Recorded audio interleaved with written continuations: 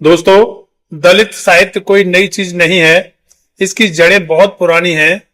कल्पना करो, हजारों साल पहले समाज को 4 वर्णों में बांट दिया गया था। ब्राह्मण, क्षत्रिय, वैश्य और शूद्र। शूद्र और उससे नीचे वाले लोग, जिन्हें बाद में अछूत कहा गया, उन्हें पढ़ने लिखने का अधिकार नहीं था। उन्हें गंदे काम करने को मजबूर किया गया। उनकी छाया भी अपवित्र मानी जाती थी।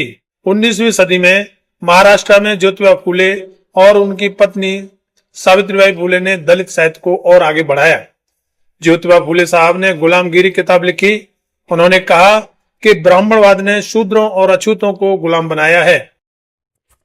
साथियों नमस्कार, रियल न्यूज चैनल में आपका हार्दिक स्वागत है। आज हम बात करेंगे बहुजन आंदोलन के एक बहुत महत्वपूर्ण हथियार की, यानी कि दलित साहित्य की। सवाल है, दलित साहित्य में आंदोलन कब और कैसे शुरू हुआ? क्या आप जानते हैं, सदियों तक दलितों को अछूत कहकर समाज से अलग रखा गया। उन्हें स्कूल जाने नहीं दिया गया, मंदिर में घुसने नहीं दिया गया, पानी भरने तक नहीं दिया गया। लेकिन फिर एक आग जली किताबों में, कविताओं में और कहानियों में। वह आग आज भी जल रही है। आज हम देखेंगे कि यह आंदोलन कब और कैसे शुरू हुआ, किन लोगों ने इसे आगे बढ़ाया और बहुजन समाज को कैसे नई ताकत दी। तो चलिए शुरू करते हैं। अगर पसंद आए तो लाइक और शेयर जरूर करना। दोस्तों, दलित साहित्य कोई नई चीज नहीं है। इसकी जड़ें बहुत पुरानी हैं। कल्पना करो, हजारों साल पहले समाज को 4 वर्णों में बांट दिया गया था। ब्राह्मण, क्षत्रिय, वैश्य और शूद्र। शूद्र और उससे नीचे वाले लोग, जिन्हें बाद में अछूत कहा गया, उन्हें पढ़ने लिखने का अधिकार नहीं था। उन्हें गंदे काम करने को मजबूर किया गया। उनकी छाया भी अपवित्र मानी जाती थी। लेकिन प्रतिरोध भी साथ साथ चलता रहा। भक्ति काल में कबीरदास, गुरु रविदास, नामदेव जैसे संतों ने ब्राह्मणवाद का खुलकर विरोध किया। रैदास गुरु चमार थे, कबीरदास जुलाहे थे। उन्होंने कहा, सब मनुष्य समान हैं, जात पात का भेद मनुष्य ने खुद बनाया है। उनके दोहे आज भी दलित चेतना को जगाते हैं। 19वीं सदी में महाराष्ट्र में ज्योतिबा फूले और उनकी पत्नी सावित्रीबाई फूले ने दलित साहित्य को और आगे बढ़ाया। ज्योतिबा फूले साहब ने गुलामगिरी किताब लिखी। उन्होंने कहा कि ब्राह्मणवाद ने शूद्रों और अछूतों को गुलाम बनाया है। उन्होंने दलित शब्द का इस्तेमाल किया और सत्य शोधक समाज बनाया। सावित्रीबाई ने दलित लड़कियों के लिए स्कूल खोले और देश में पहली महिला शिक्षिका खुद बनी।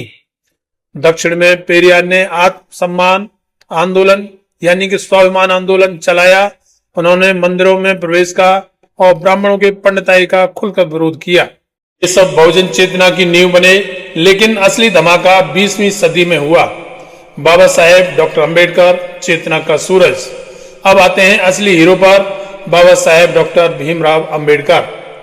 बाबा साहेब खुद महार जाति से थे। स्कूल में उन्हें अलग बैठना पड़ता था। पानी पीने के लिए कोई नहीं देता था। लेकिन फिर भी उन्होंने पढ़ाई की, विदेश जाकर डॉक्टरेट की, वकालत की। वे कहते थे, शिक्षित बनो, संघर्ष करो और संगठित रहो। उन्होंने 1927 में महार सत्याग्रह करके चावदार तालाब पर पानी पीने का अधिकार हासिल किया। 1930 में नासिक के कालाराम मंदिर पर सत्याग्रह किया, मंदिर प्रवेश के लिए। बाबा साहेब ने बहुत सारी किताबें लिखी।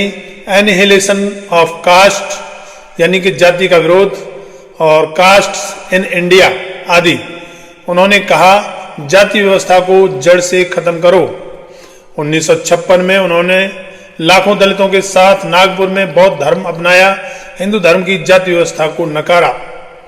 बाबा साहेब ने साहित्य को हथियार बनाया। उनकी आत्मकथा, वेटिंग फॉर ए वीजा जैसी रचनाएं दलित लेखकों को प्रेरणा देती रही। दोस्तों, बाबा साहेब के बाद दलित साहित्य का असली आंदोलन शुरू हुआ। वे राजनीति और शिक्षा के साथ साथ विचारों के भी योद्धा थे। आंदोलन की शुरुआत मराठी से लेकर भारत तक।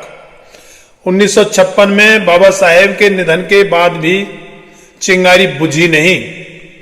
1958 में मुंबई में पहला दलित साहित्य सम्मेलन हुआ। महाराष्ट्र दलित साहित्य संघ बना। 1960-70 के दशक में मराठी दलित साहित्य फूट पड़ा। बाबूराव बागुल की कहानी जे ब्यामी जात सी चोरली, इसका हिंदी अर्थ होता था जब मैंने अपनी जाति छुपाई। इस किताब ने हलचल मचा दी। इसमें दलित की रोजमर्रा की पीड़ा, अपमान और संघर्ष दिखाया गया था। 1972 में दलित पैंथर आंदोलन शुरू हुआ। नामदेव धसाल, अर्जुन डांगले, जेबी पवार जैसे युवा लेखकों ने इसे चलाया। अमेरिका के ब्लैक पैंथर से प्रेरित होकर उन्होंने कहा, हम सिर्फ साहित्य नहीं लिख रहे हैं, हम विद्रोह कर रहे हैं।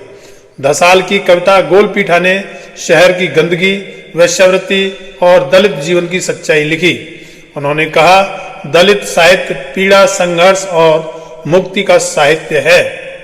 यह साहित्य आत्मकथाओं से भरा पड़ा है। दया पावर की कौनवाना, ओम प्रकाश वाल्मीकि की झूठन हिंदी में, इनमें लेखक अपनी जिंदगी के बारे में बताते हैं। स्कूल में अपमान, गांव में छुआछूत, शहर में भेदभाव। धीरे धीरे यह मराठी आंदोलन मराठी से हिंदी, गुजराती, तमिल, कन्नड़ आदि भाषाओं में फैला। हिंदी में ओम प्रकाश वाल्मीकि, मोहनदास नेमिशराय, शिवराज सिंह बेचैन जैसे लेखकों ने कहानियां, कविताएं, उपन्यास लिखे। वाल्मीकि जी की सलाम कहानी भी बहुत चर्चित हुई। दलित साहित्य की खासियत क्या है? यह साहित्य अनुभव पर आधारित है। लेखक खुद दलित हैं और इनके खुद के अनुभव हैं। यह विद्रोही है। ब्राह्मणवाद, जातिवाद का सीधा विरोध करता है। यह मुक्ति चाहता है, समाज में समानता, सम्मान और शिक्षा। यह बहुजन आंदोलन का हिस्सा है। सिर्फ दलित नहीं, सभी शोषित वर्गों की आवाज है। बहुजन आंदोलन में साहित्य की भूमिका। दोस्तों, दलित साहित्य सिर्फ कहानियां नहीं, बहुजन आंदोलन का दिमाग और दिल है। यह चेतना जगाता है, गांव के दलित युवक को पढ़ाता है और बताता है कि तुम अकेले नहीं हो। यह मुख्य धारा के साहित्य को चुनौती देता है। पहले साहित्य में दलित सिर्फ दया का पात्र थे, लेकिन अब वे खुद अपनी कहानी लिख रहे हैं, गुस्से के साथ, तर्क के साथ। काशीराम जी और बहुजन समाज पार्टी ने भी इस चेतना से ताकत ली। आज भी दलित बहुजन लेखक किताबें, ब्लॉग, यूट्यूब पर अपनी बात रख रहे हैं, सोशल मीडिया में अपनी बात रख रहे हैं। साहित्य ने राजनीति को प्रभावित किया। दलित पैंथर्स से लेकर आज के आंदोलनों तक किताबें हथियार बनी। निष्कर्ष और आज का संदेश। तो दोस्तों, दलित साहित्य का आंदोलन फूले अंबेडकर की विचारधारा से शुरू हुआ। बाबा साहेब की मौत के बाद युवाओं ने इसे साहित्यिक रूप में लिया। दलित पैंथर्स ने इसे तेजी दी। यह आंदोलन आज भी जारी है। नई पीढ़ी नई भाषा में लिख रही है, सोशल मीडिया पर भी। संदेश यह है कि साहित्य सिर्फ मनोरंजन नहीं, बदलाव का एक बड़ा हथियार है। पढ़ो, लिखो, सोचो। जातिवाद को जड़ से उखाड़ फेंको। समाज में समानता, बंधुत्व और न्याय का सपना पूरा करो। बाबा साहेब का नारा याद रखो। शिक्षित बनो, संघर्ष करो और संगठित हो जाओ। धन्यवाद दोस्तों। अगर वीडियो अच्छा लगा तो कमेंट में बताओ आपका पसंदीदा दलित लेखक कौन है। लाइक, शेयर, सब्सक्राइब करना ना भूलें। मिलते हैं अगले किसी वीडियो में। जय भीम, जय भारत, जय बहुजन साहित्य।